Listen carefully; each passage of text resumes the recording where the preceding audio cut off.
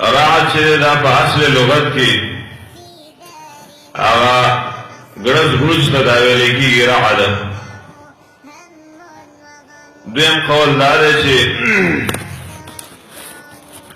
د فلاسفه قول دی. هغه مفسرین چې هغه د فلاسفه نه متاثر دي هغه وایي رعد ویل کېږي هغه جنګېدل د وریځو چې دا وریځې د یو بل سره وجنګېږي او د هغې نه صوت پیدا شي نو دې ته ویل کېږي رعد ویل کېږي.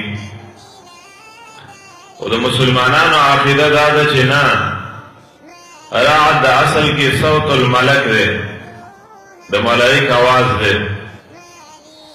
حدیث راغلی دی امام ترمذی هغه روایت راوړی نبی صلی الله علیه وسلم ویلا صحابه دا غینه تپوس کړو چې د رعد په باره کې موږ له خبر راکا. نبی صلی الله علیه وسلم ویلا ملک من الملائکه موکل بالصحابه دا رعد دا یو ملائک دی د ملائکو نه او الله تعالی مقرر کړی دی په وریځو باندې وریځې د یو ځای نه بل ځای ته دا بوځي نو دې ته ویل کېږي رعد.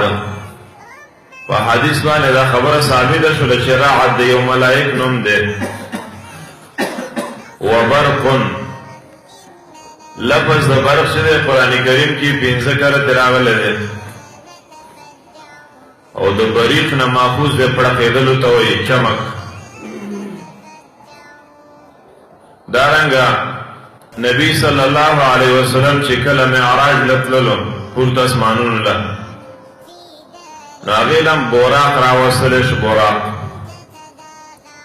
نو هغه براق هم د برق دی نه معنا داسې مزل یې کولو لکه د بجلۍ په شانه مزل یې کو. نو براق اصل کې ویلی کېږي برق ویلی کېږي د چمک ته ویلی کېږي د بجلۍ چمک او بجلی ته ویلی کېږي. کله دا برقون چې دی دا په معنا د حیرانتیا سره راغلی دی. سورت قیامه کې راځي 9 آیات دی.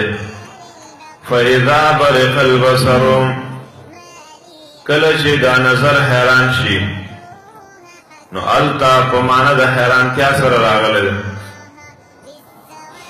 د دې نه معلومه شوله چې کم اوریځ وي په هغې کې رعد او برق پکې ډېر وي نو هغې نه ډېر باران الله تعالی به وری ډېر باران. یجعلون اصابعهم فی آذانهم من الصواعق یجعلون اصابعهم دی دا منافقین خلق دا د بارانه والا خلق اصابعهم سرنا د ګوتو خپلو فی آذانهم په غوږونو خپلو کې